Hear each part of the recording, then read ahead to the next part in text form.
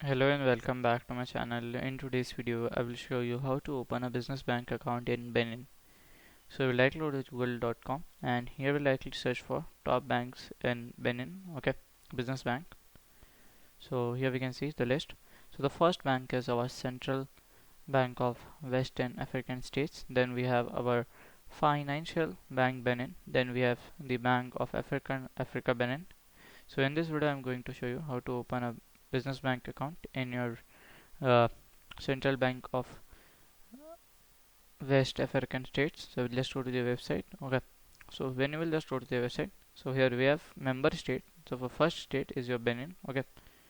You will directly go here like yourself for Benin. Okay.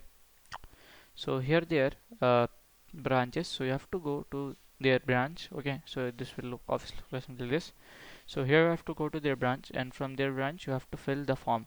So the basic detail will be you should be at least 18 years old. You should have a legal identity proof, license, and some other basic detail will be required to open your business bank account. So this is how to open a business bank account in your Benin. So if you find this video helpful, make sure you like, subscribe, and share the video. Thank you for watching.